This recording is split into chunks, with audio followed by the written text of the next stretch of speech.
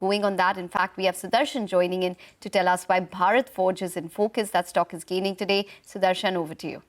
The stock is today seeing big buying, currently up more than 5% after company along with PLR system, that's the JV between Adani Defense and Israel's weapon industries, have bagged orders, and that order worth is almost 2,800 crore, of which 60% is going to Bharat Forge and remaining 40% will be going to PLR systems. Now this is ordered to supply carbine, that is close quarters carbine, and it would be 4.25 lakh close quarter carbines to Indian Army, and that is expected to replace the Sterling rifles, and it will start in September of 2026. So on the back of this big order win, you are seeing that Bharat Forge is currently up more than 5%.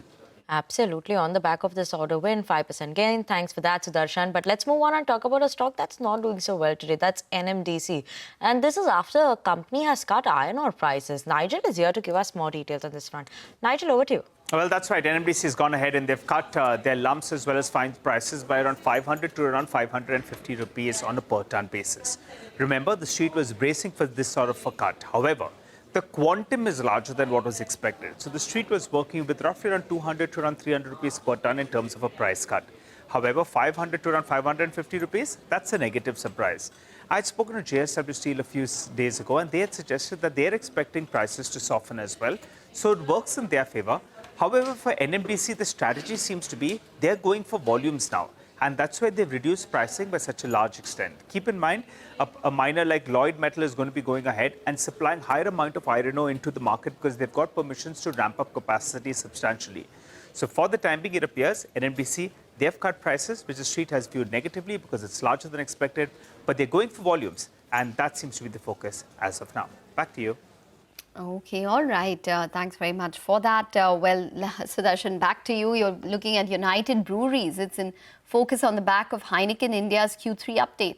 So Heineken India has given Q3 updates in which it has mentioned that India organic net revenue has grown in mid-single digit and company continues to focus on premiumization, while beer volume has fallen basically due to monsoon, and premium brands like Kingfisher Ultra Max, which has seen a healthy growth. And its Ultra Max and Amstel Grand drove low-teen volume growth for this segment. Now for United Breweries going forward, would be focused on the margin profile. How does company do on the margin front after the price hike that it has taken in several states? Now the focus would be on the earnings once United Breweries come out with its earnings for Q2. Okay, Sudarshan, thank you so much for the update coming in for United Breweries as well.